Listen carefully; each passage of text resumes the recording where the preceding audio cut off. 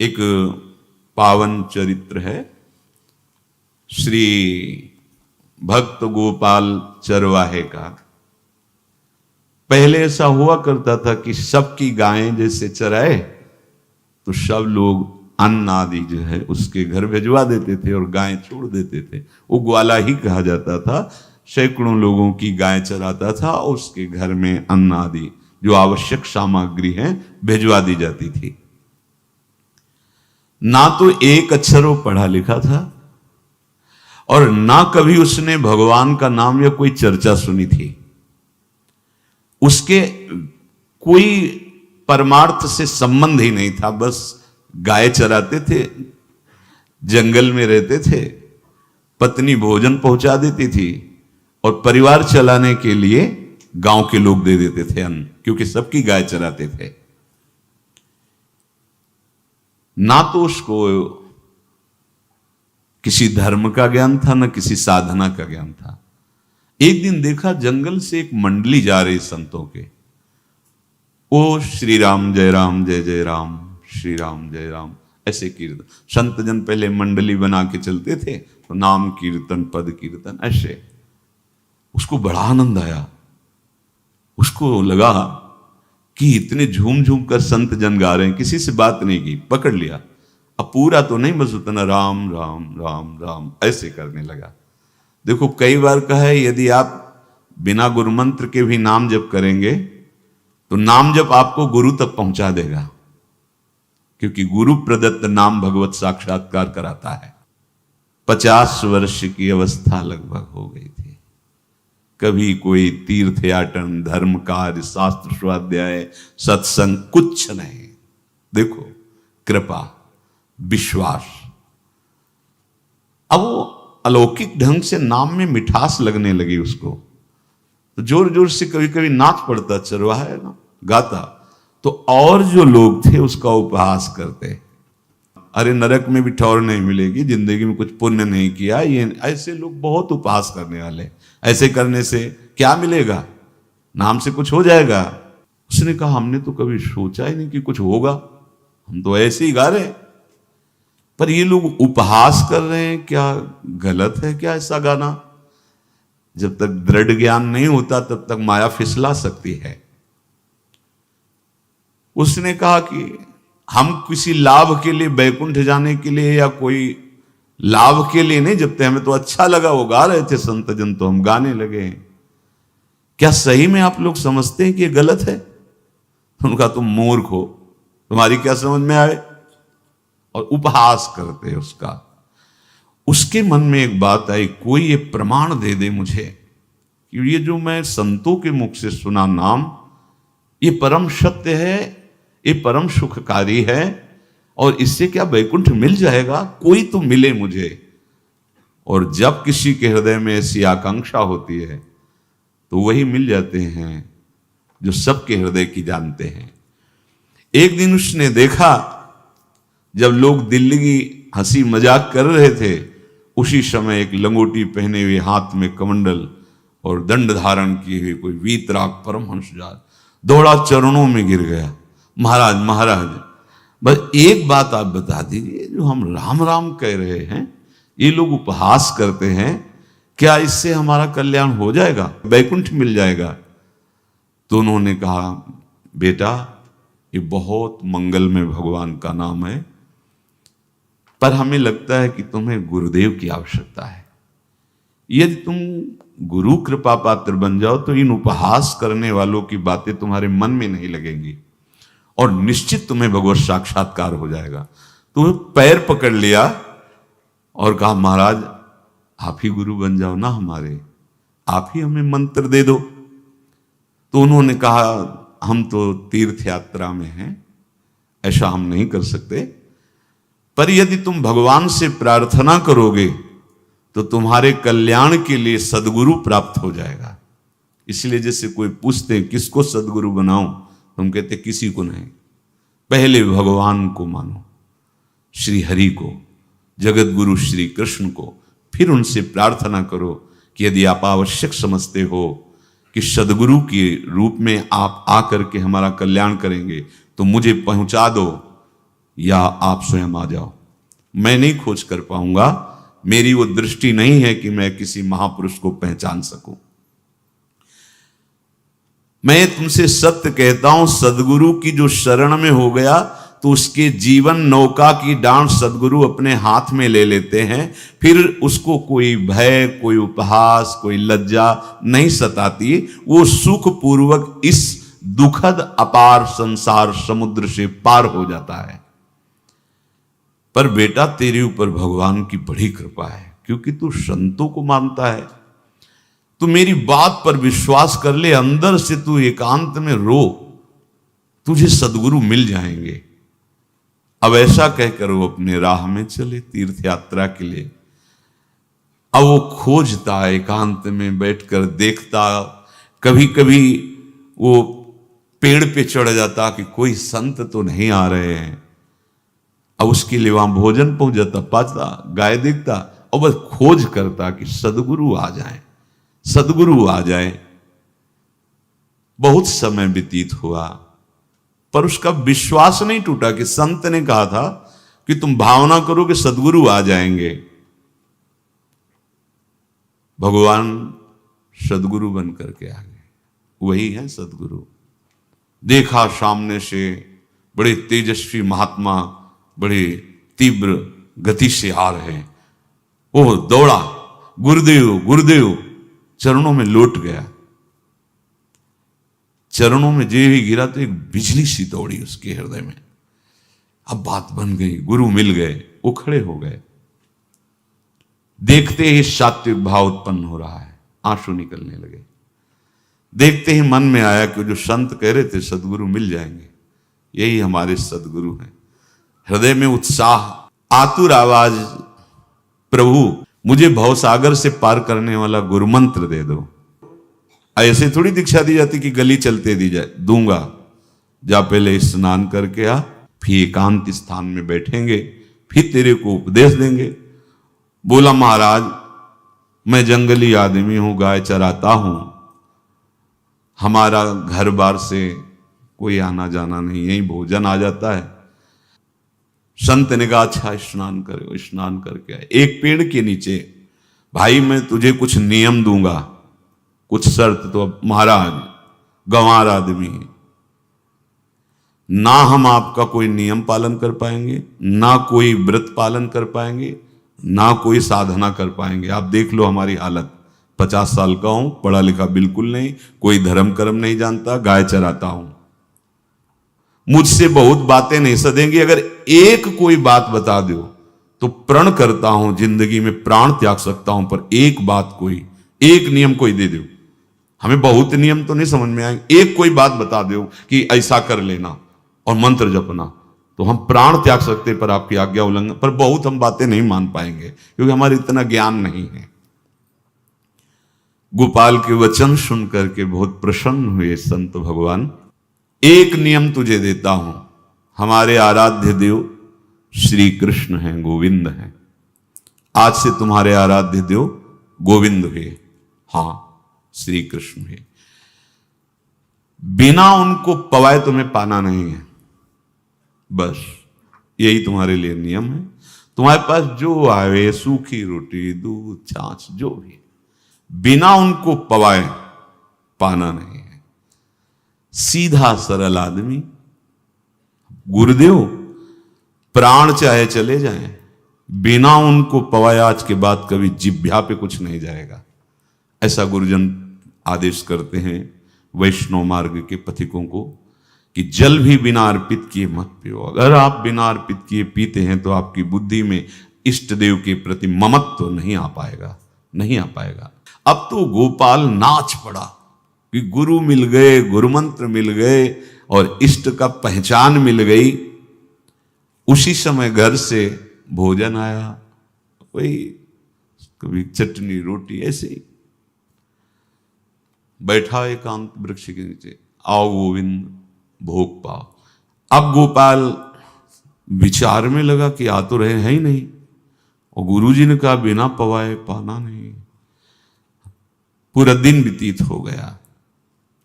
गुरुजी कह रहे थे घट घट में विराजमान भगवान है तो कहीं से भी प्रकट हो सकते हैं, तो अंदर मंत्र जपता हो, कहता आओ भगवान, पाओ आके, नहीं आए। महाराज हमारे गुरुदेव ने आपका ध्यान जो बताया था वैसे ही आओ, आप पाओ आकर के। रात्रि हो गई, देखा पर वो नहीं आए तो भोजन उठाया, गाय को पवा दिया, तो बहुत सी गायें थी, भूखा रह गया। दूसरे दिन फिर भोजन आया, एक पत्ता टोरा, जल से छिड़का पत्ते में और भोजन रखा। भगवान को फिर पुकारा, आओ प्रभु। गुरुदेव ने आज्ञा की, बिना आपको पवाए हम अपनी जबान में नहीं रख सकते। शाम हो गई, रात्रि हो गई, फिर गौ को दे दिया, नहीं पाया। अब एक तो 50 वर्ष की अवस्था और गौओं के पीछे दौड़ना और भोजन पाना नहीं, शरीर में सामर्थ्य धीरे धीरे कम होने लगी। तीसरा दिन, चौथा दिन, पांचवा दिन, छठा दिन, सातवां दिन, दीनानाथ प्राण चाहे निकल जाए, हम गुरु की आज्ञा नहीं तोड़ सकते। अगर आप नहीं आएंगे तो भूखों मर जाऊंगा। पर हम ये बात देखो, ये बात चरवाहा है, कोई साधना पूर्व की नहीं। गौ सेवा के प्रताप से उससे संतों में प्रीति हो गई, नाम की कृपा से, गुरु की कृपा से नामी की प्राप्ति की चाह। ऐसे कई दिन व्यतीत होते गए, अस्थि मात्र होए रहे शरीरा। पूछते कि क्या बात है, भोजन तो हम रोज लाते हैं, आप रोज लेते हैं, क्या पाते नहीं? आपका विषय नहीं। शिक्षा मिलती है, अपने गुरु उपदिष्ट साधन को किसी से बताना नहीं चाहिए। गुरु उपदिष्ट साधन जब तक सिद्धावस्था ना पहुंच जाए तब तक गुप्त रखा जाता है। जो जैसे आप सत्संग सुन रहे हो, इसमें कोई वचन आपको लगा, पकड़ लिया, अब वो जीवन में तभी बोलना जब उसका प्रभाव हमारे जीवन में आ जाए।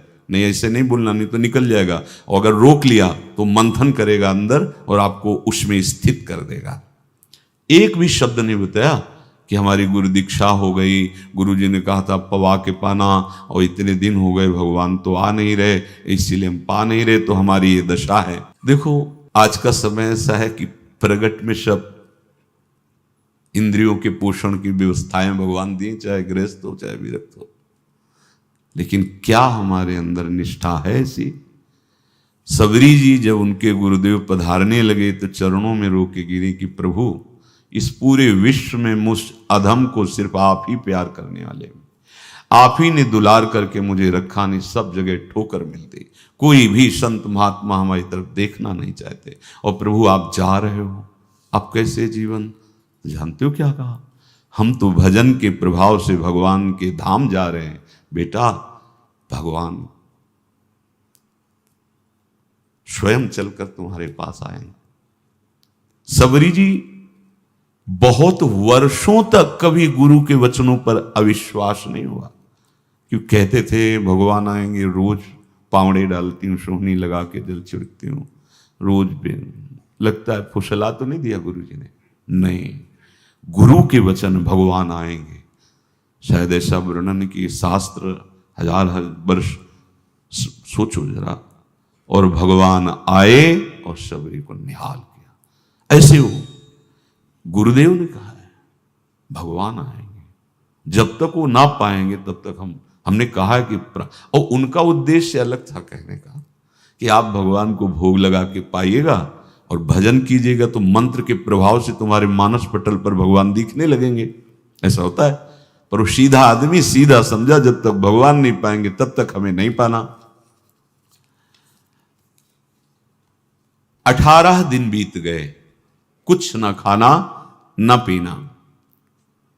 गोविंद भी देखते हैं, बाल भक्त ओम प्रकाश जी महाराज यही अपने चामुंडा के पास से उधर, बहुत नामनिष्ठ महात्मा, बाल भक्तों में बहुत ही मानो प्रहलाद जी ही हैं। जैसे प्रहलाद जी नामनिष्ठ, भगवान निष्ठ, घट घट में भगवान को देखने वाले, ऐसे श्री ओम प्रकाश जी बाल भक्त। बड़े बड़े महापुरुष गए, हरि बाबा, उड़िया बाबा, सब बस वो यही कहते कि ये श्री कृष्ण का आदेश है। फिर शायद 50 के भी ऊपर दिन गए थे, ऐसे 70 दिन तक उस महापुरुष ने कुछ नहीं खाया, सशरीर अंतर्ध्यान हुए। आज समाधि उनकी बनी। हे, जब महत्व भगवान का जग जाता है तो शरीर का महत्व नहीं। अच्छा, प्राणनाथ जब प्राणों का पोषण कर रहे हैं तो अन्न में भी तो प्राणनाथ की ही दी हुई शक्ति है, तो बिना अन्न के भी उनका पोषण हो रहा है। पर ये भागवती का आदेश से, मनमानी करने से नहीं। मनमानी करने में फिर मार्ग रुक जाएगा। भगवान आदेश करते हैं अपनी वाणी से, युक्ताहार विहार से, उचित आहार विहार, वो तो भगवद आदेश होता है। 18 दिन बीत गए, 19वें दिन जब भोजन आया तो पेट के आते सब सिकुड़ गई थी। वैसे ही 50 वर्ष के थे, आंखें धस गई थी, उठने की ताकत नहीं।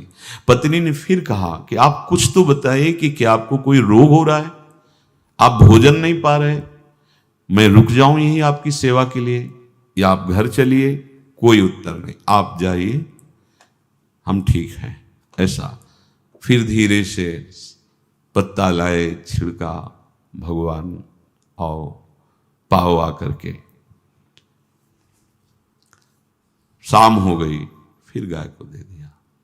विचार कर लिया कि अब मरना ही है, मुझ जैसे अधम के पास भगवान तो आएंगे नहीं, वो तो भगवान है, पर मैं अपने गुरु के वचन नहीं तोड़ सकता, मर चाहे जाऊं। 27 दिन व्यतीत हो गए, एक कवल भी अन्न नहीं पाया। न चलने की शक्ति थी, न पत्ता लाने की शक्ति थी, न जल छिड़कने की शक्ति थी। जिस पात्र में भोजन लाई थी, लेटे ही लेटे खोला और कहा, प्रभु मुझे पता है वह आप इस शरीर से नहीं मिलोगे, पर आप जान लो मैं अपने गुरु की आज्ञा का उल्लंघन नहीं करूंगा। ये मतलब जितने महान हुए हैं सब निष्ठाओं में निष्ठावान हुए हैं, अपने लोग फिसड्डी हैं। जरा सा कोई दुख, जरा सा कोई सुख, फिसल जाते हैं। प्राण अनंत जन्मों की बिगड़ी 27 दिन क्या होते हैं, क्या होते 27 दिन? अनंत जन्मों का जमा कूड़ा करकट भगवान साफ कर रहे हैं। ये जो तन्मयता, गुरु निष्ठा, जो प्राण भूख से व्याकुल, सब भस्म हो रहे हैं पाप अनंत जन्मों के। अनंत जन्मों, जैसे हम सोचे कि भगवान इतने निर्दयी कैसे हैं? नहीं निर्दयी, आत्मा को कुछ फर्क नहीं पड़ता। और शरीर ने जो किए हैं जन्म जन्मांतरों के, वो निष्ठा के कारण दुख नहीं पहुंचेगा। निष्ठावान को दुख नहीं पहुंचता, वो आपको दिखाई देगा दूर से, उसको दुख नहीं पहुंचता, क्योंकि निष्ठा का कवच है, वो कभी कोई भेद नहीं सकता। किसी भी माया के यंत्र में ताकत नहीं कि निष्ठा को भेद सके, उसी को निष्ठा कहते हैं, नहीं भेद पाई। 27वां दिन है। पति की दशा देख करके कहा, स्वामी अब तो आप कहोगे भी तो मैं नहीं जाऊंगी। हम आपकी दशा, इशारे से कहा, आज भर चली जा, क्योंकि उसको लग रहा था आज प्राण निकल जाएंगे। आज भर चली जा, फिर कल से जैसी तेरी आज चली जा। इशारे से, बोलने की भी सामर्थ्य नहीं थी। गोपाल के आंसुओं की धारा चल रही, पड़े पड़े धीरे से खोला जो भोग है, और अंतस्थल, आज बोल भी नहीं पा रहे, अंतस्थल से कह रहे, प्रभु अब चाहे आके पालो या लिवा जाके पवा देना, देख लो आप, आखिरी है, आके पालो या लिवा जाना और अपने यहां पवाना, क्योंकि हमारे यहां तो पाए नहीं आप। बड़े प्रेम से अंदर से आवाज आई, गोपाल। आंख खुली, क्योंकि बोलने की हिम्मत ने, ये अंदर से प्रार्थना की थी, गोपाल वो अमृतमय। गुरुदेव ने कहा था कि उनकी वाणी से अमृत बरसता है। एकदम आंख खुला, देखा वही पीतांबर, वैसे ही मोर मुकुट, वही मुरली, वही करधनी, वैसे ही नूपुर, वैसे ललित त्रिभंगी। गुरुदेव ने जैसा वर्णन किया था वैसा ही सुंदर रूप गोपाल के सामने। प्रभु मुखमंडल की मनोहरता देखकर निहाल हो गए। ये निहाल कर देंगे, थोड़ी पीड़ा सहना सीखो। सहत सहत बाढ़े भगति, ग्रह तन गुरु हितगार, ग्रह तन गुरु हितगार, हार अपनी करिमा। सेवक जी कह रहे हैं, देखो गृह तन गुरु हित गार हार अपनी कर, तन मन प्राण गुरु वचनों पर न्यौछावर, जो भी सहना पड़े सहूंगा। मिल गए प्रभु, प्रभु दूर नहीं है। प्रिया प्रीतम बहुत कृपालु हैं। मानो करोड़ करोड़ काम की सौंदर्यता को हे करते हुए प्रभु के लावण्य का प्रकाश हो रहा है। मनहारिणी मुरली, जैसे कहा था अधरों में रख, वैसे अधरों में विराजमान। अच्छा, खास बात ये, ना कोई गाय देख पा रहे, नहीं कोई और चरवाहा देख पा रहा है। ये भगवान को, जैसे इस सभा में किसी से बात करें भगवान, किसी से मिले तो पास बैठा व्यक्ति भी नहीं देख पाएगा, ना जान पाएगा, क्योंकि प्राकृतिक इंद्रियां, प्राकृतिक शरीर, और वो चिदानंद में, वो तो जिसको दर्शन देंगे तो पहले दृष्टि प्रदान करते हैं। भगवान जिससे मिलते हैं पहले दृष्टि प्रदान करते हैं, तो गुरु रूप से दृष्टि प्रदान। ये जो अंतर में पुकारा ना, वो अंतर दृष्टि खुल गई, सामने देखा। इतना सुंदर विश्व मोहिनी भगवान श्री हरि का ललित त्रिभंगी रूप कि गोपाल की आंखें नहीं टिकी। इतना सुंदर रूप, आंखें भगवान के तेज के आगे बंद हो गई। जो भी बंद हुई तो देखा मानस पटल पर वैसे ही ललित त्रिभंगी। फिर खोला, देखा सामने भगवान मुस्कुराए, सामर्थ्य प्रदान की। देखो अर्जुन के साथ ही तो खेलते हैं भगवान सखा भाव से, रथाक रहे हैं, लेकिन भगवान का विराट स्वरूप देखने की सामर्थ्य अर्जुन में थी क्या? दिव्य दृष्टि प्रदान की। फिर भी कांप रहे थे अर्जुन जी भगवान की दिव्य दृष्टि संपन्न नेत्रों से उस विराट महिमा को देखकर कांप रहे थे अर्जुन। ये तो माधुर्य रूप प्रभु का है। उसने मानो इशारा किया प्रभु को कि हमारी सामर्थ्य में सकिल कर आ जाऊं, नजदीक आप आ जाओ। आ गए, अपना माथा प्रभु के चरणों में रखा, आंसुओं से भगवान के चरणों का प्रक्षालन कर रहा है। देखो गांव का गाय चराने वाला ग्वारा, जिसको कोई धर्म कर्म का ज्ञान नहीं, कोई भक्ति का ज्ञान नहीं, कोई शास्त्र का ज्ञान नहीं, भगवान ने फिर उसको उठाया और अपने हृदय, ज्यों हृदय से लगाया, हष्ट पुष्ट स्वस्थ सब, अंतर बाहर पूर्ण, कोई पीड़ा नहीं, कोई दुख नहीं, बिल्कुल तेजस्वी स्वरूप। भगवान की स्पर्श की महान सामर्थ्य है। बाली ने बहुत मारा ना सुग्रीव को, तो कर पर शाह सुग्रीव शरीरा, जे इस पर सारी पीड़ा गई। भगवान अमृत सावी है, भगवान दिव्य चिदानंद भाव देने वाले हैं। अब तो सुरमुनि वांछित प्रभु की छाती से लपटा हुआ है। ये ऐसा ना सोचो कि कहानियां हैं, ऐसा नहीं। ये सत्य विषय आप भी प्राप्त कर सकते हैं, इसी के लिए रोज सत्संग होता है। जब वो भगवान से लिपट कर छाती में अश्रु की बूंदे, तो भगवान ये था माम प्रपद्यन्ते, भगवान की अश्रु बूंदों से गोपाल का अभिषेक हो रहा है। मानो सुदामा मिलन हो रहा है जैसे। भगवान को दैन्य बहुत प्रिय है। तभी भाई जी महाराज कहते हैं एक पद में कि बुद्धिहीन बना दो हे भगवान, हमें बुद्धिहीन बना दो। ये जो बहुत बुद्धि चलती है ना, इसके लिए दौड़ भाग है। नहीं, सीधे प्रभु हमारे हैं, हम प्रभु के हैं। नाम जप आश्रय भगवत प्राप्ति निश्चित।